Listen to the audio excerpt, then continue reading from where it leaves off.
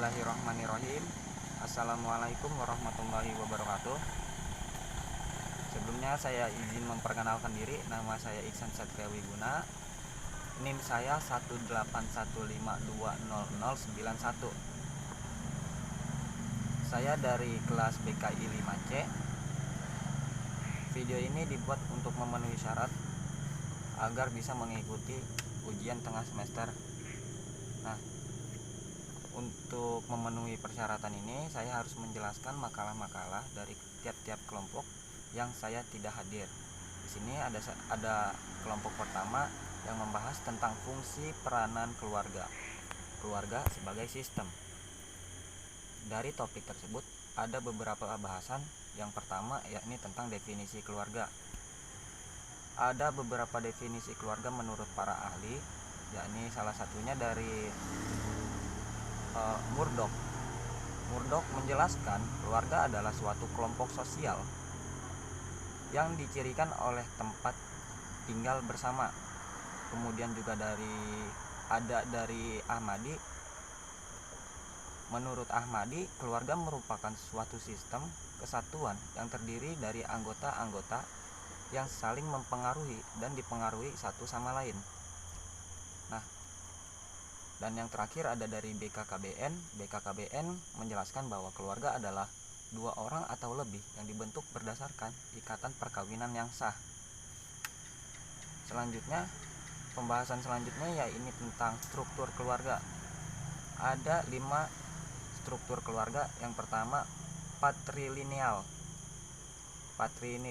Patrilineal adalah keluarga sedarah yang terdiri dari sanak saudara sedarah dalam beberapa generasi. Yang kedua, matrilineal merupakan keluarga sedarah yang terdiri dari sanak saudara atau sanak saudara dalam beberapa generasi. Yang ketiga, matrilokal. Matrilokal adalah sepasang suami istri yang tinggal bersama keluarga sedarah istri.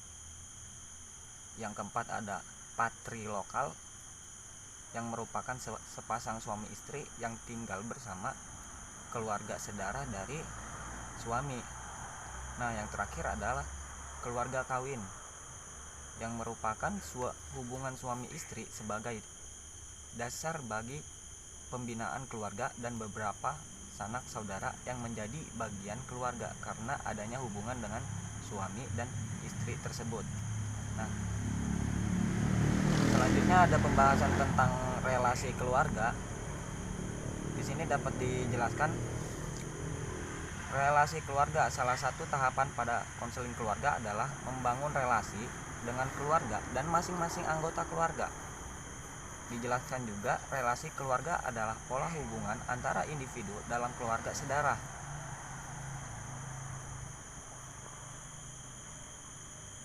Itu sampai tersebut ya.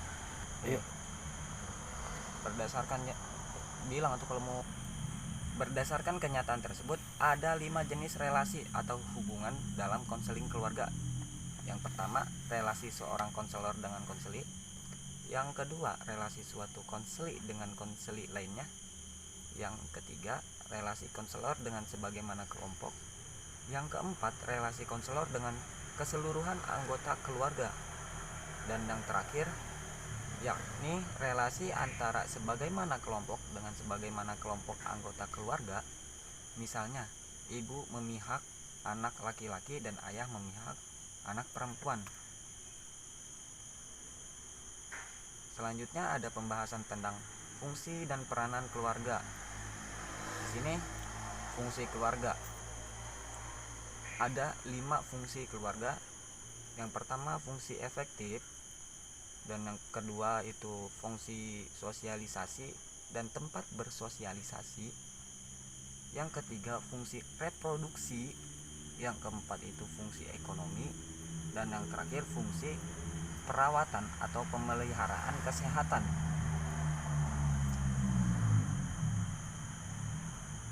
Nah, selanjutnya atau bisa disebut dengan pembahasan terakhir dari judul ini yakni keluarga sebagai sistem. Nah, Menurut teori sistem, keluarga dianggap sebagai sebuah sistem yang memiliki bagian-bagian yang berhubungan dengan saling berkaitan. Dari Randall Day 2010 mengungkapkan bahwa keluarga sebagai sebuah sistem memiliki karakteristik. Nah, karakteristiknya itu sebagai berikut. Ada dari yang pertama ini keseluruhan, yang artinya memahami keluarga tidak dapat dilakukan tanpa memahaminya sebagai sebuah keseluruhan. Yang kedua itu sebagai struktur. Suatu kehidupan keluarga berlangsung berdasarkan suatu struktur. Misal, pola interaksi antara anggota keluarga yang menentukan apa yang terjadi dalam keluarga. Dan yang ketiga itu tujuan. Setiap keluarga pasti memiliki tujuan yang ingin mereka raih. Yang keempat yaitu keseimbangan. Seperti dianalogikan sebuah sepeda motor sebagai sebuah sistem yang tertutup dan mekanistik. Yang kelima, kelembaman.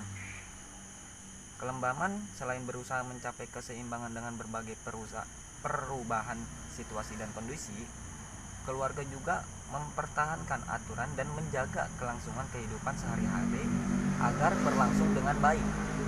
Yang keenam yaitu batas-batas. Setiap sistem memiliki batas-batas terluarnya.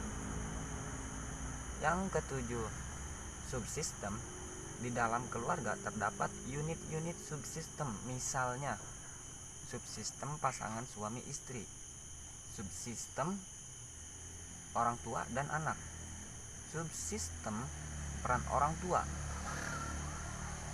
Yang kedelapan atau bisa disebut dengan yang terakhir yaitu equifinally dan equipotentially. Secara sederhana, gagasan tentang equinally berarti bahwa sebagai permulaan dapat membawa pada hasil akhir yang sementara. Suatu pemulaan yang sama dapat pula membawa pada hasil akhir yang berbeda. Nah, itu pembahasan dari kelompok pertama. Masuk ke dalam pembahasan kelompok kedua, yaitu tentang konflik keluarga. Pembahasan di dalam konflik keluarga yang pertama yaitu tentang definisi konflik. Definisi konflik di dalam KBBI dijelaskan bahwa konflik adalah percekcokan, perselisihan, dan pertentangan. Secara sosiologi, konflik diartikan sebagai suatu proses sosial antara dua orang atau lebih. Masuk ke pembahasan selanjutnya dari konflik keluarga yaitu tentang karakteristik konflik keluarga. Hubungan dalam keluarga merupakan hubungan yang bersifat kekal. Orang tua akan tetap menjadi orang tua, demikian juga saudara. Tidak ada istilah tentang mantan orang tua atau mantan saudara. Oleh karena itu, dampak yang dirasakan dari konflik keluarga seringkali bersifat berjangka panjang. Bahkan seandainya konflik dihentikan dengan mengakhiri hubungan, yakni perceraian atau lari dari rumah, itu akan berdampak sia-sia dan juga berdampak pada psikologis seorang anak.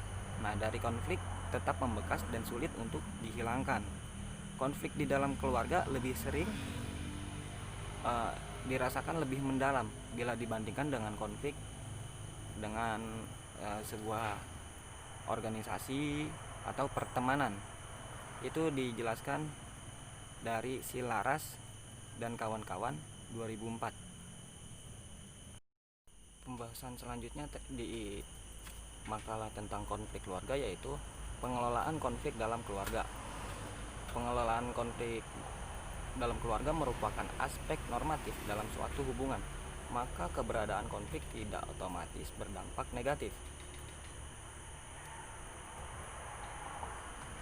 Konflik baru akan berdampak negatif bila tidak dikelola dengan efektif dan akan menjadi gejala atau faktor yang menyumbang akibat negatif pada individu maupun keluarga secara keseluruhan. Nah, di sini Natarajan mengajukan ada 4 tahapan dalam penyelesaian konflik. Yang pertama, menentukan nilai yang berkonflik. Contohnya, apa yang dianggap penting bagi orang tua dan apa yang dianggap penting bagi anak. Nah, yang kedua yaitu mencoba melakukan kompromi. Misal, masing-masing nilai dipertahankan tetapi dikurangi kadarnya. Yang ketiga yaitu mempertimbangkan lagi apa yang paling penting. Yang keempat, mencari alternatif untuk tetap terpenuhi masing-masing kebutuhan dari setiap.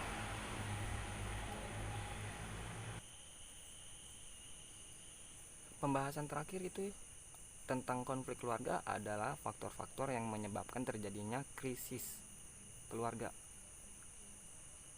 Faktor yang pertama yakni tentang komunikasi antara keluarga yang kurang baik, dari anak kepada orang tua ataupun orang tua kepada anak. Nah, selanjutnya ini tentang sikap. Sikap di sini membahas tentang sikap egosentrisme.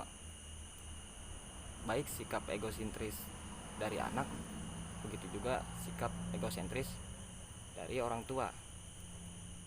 Yang ketiga yaitu masalah ekonomi. Masalah ekonomi ada 2 jenis penyebab krisis keluarga, yaitu kemiskinan dan pola gaya hidup yang tidak sesuai dengan keadaan. Yang keempat yaitu masalah kesibukan. Biasanya kondisi orang tua yang sibuk, baik suami ataupun istri, ayah ataupun ibu, itu akan menyebabkan terjadinya krisis dalam keluarga. Yang kelima yaitu masalah pendidikan, seringkali menjadi pemicu dalam permasalahan keluarga. Contohnya, jika suami atau istri pendidikannya rendah, tentu wawasannya juga akan terbatas, tidak mengerti tentang lika-liku kehidupan sebuah keluarga, apalagi jika ada persoalan dalam keluarga dan ada turut campur mertua, baik dari pihak laki-laki maupun pihak perempuan. Yang keenam yaitu masalah perselingkuhan.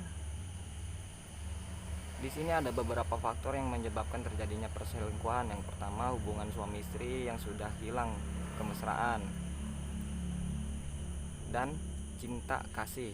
Hal ini berhubungan dengan ketidakpuasan seks. Istri kurang menarik atau sebaliknya. Terus berdandan jika mau pergi saja, atau karena ada faktor kecemburuan baik secara pribadi maupun hasutan orang lain. Nah, yang kedua, tekanan pihak ketiga seperti mertua dan saudara-saudaranya. Yang terakhir yakni jauh dari agama. Kita ambil dari agama kita sendiri, yakni Islam mengajarkan kepada manusia untuk berbuat baik dan menjauhi atau hal-hal yang dapat berdampak negatif, sebagaimana difirmankan Allah dalam surat Al-Imran ayat 110, yang artinya kamu adalah umat terbaik yang dilahirkan untuk umat manusia, menyeru kepada yang ma'ruf dan mencegah dari apa yang mungkar, serta beriman kepada Allah Subhanahu wa taala. Nah, dari firman Allah tersebut jelas. Yang pertama yaitu tentang dasar perbuatan baik. Yang kedua, dasar dari perbuatan mencegah. Yang ketiga, walaupun perbuatan baik banyak yang dilakukan, tetapi jika tidak beriman kepada Allah, maka akan sia-sia semuanya. Cukup sampai di sini penjelasan dari kelompok konflik keluarga, maka akan dilanjutkan ke dalam kelompok. Kemudian saat ini langsung dilanjut ke dalam makalah dari kelompok membentuk keluarga sakinah. Di sini ada pembahasan tentang tujuan bimbingan dan konseling membentuk keluarga sakinah. Menurut Bimo Walgito 2004, ada beberapa hal yang melatar belakangi mengapa diperlukan bimbingan dan konseling perbedaan individual. Yang kedua, masalah kebutuhan individu. Yang ketiga, masalah perkembangan individu. Yang keempat, masalah sosial kultural.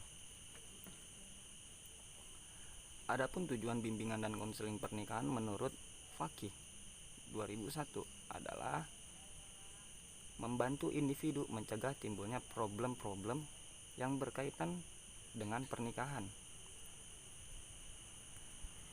Kemudian membantu individu mencegah timbulnya problem-problem yang berkaitan dengan kehidupan berumah tangga. Yang ketiga, membantu individu mencegah masalah-masalah yang berkaitan dengan pernikahan dan kehidupan berumah tangga. Yang terakhir, membantu individu memelihara situasi dan kondisi pernikahan di rumah tangga agar tetap baik dan mengembangkannya agar jauh lebih baik. Nah, selanjutnya pembahasan tentang membentuk keluarga sakinah melalui bimbingan dan konseling pernikahan.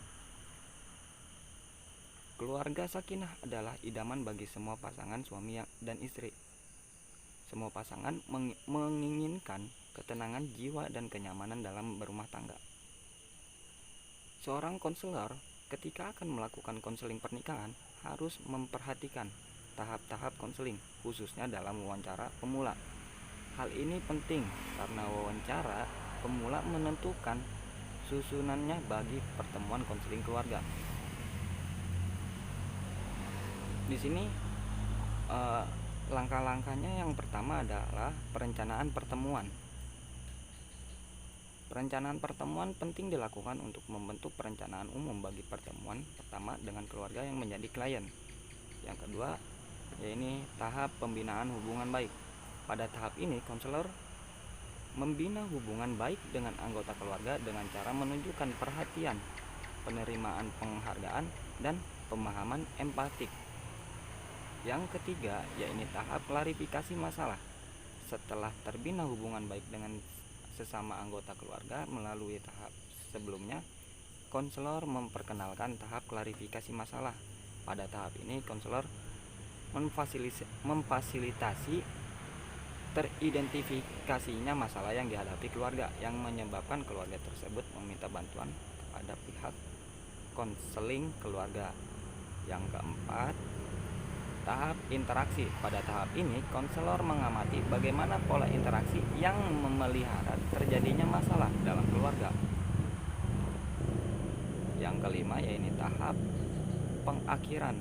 Pertemuan diakhiri dengan mengingatkan tugas-tugas yang perlu dilakukan anggota keluarga atau klien, yang kemudian menetapkan pertemuan selanjutnya serta menentukan anggota keluarga yang hadir pada pertemuan yang akan datang. Yang keenam, ini tahap pasca pertemuan. Konselor perlu mencatat kesan terhadap masalah yang dikemukakan, struktur keluarga, hipotesis yang berkenaan dengan perubahan yang diperlukan, dan tugas-tugas yang diberikan. Kemudian dalam melakukan bimbingan dan konseling pernikahan ada 3 macam pada pendekatannya, yaitu dapat dilakukan. Yang pertama, bimbingan preventif.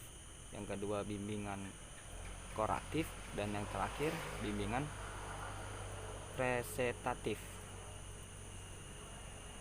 Ini pembahasannya selesai dari makalah membentuk keluarga sakinah. Ya, cukup sekian penjelasan dari Iksan tentang dari mata kuliah konseling keluarga. Selanjutnya akan dijelaskan tentang konseling Qurani. Apabila terdapat kekurangan, saya memohon maaf sebesar-besarnya. Pembahasan tentang konseling keluarga saya tutup. Wassalamualaikum warahmatullahi wabarakatuh.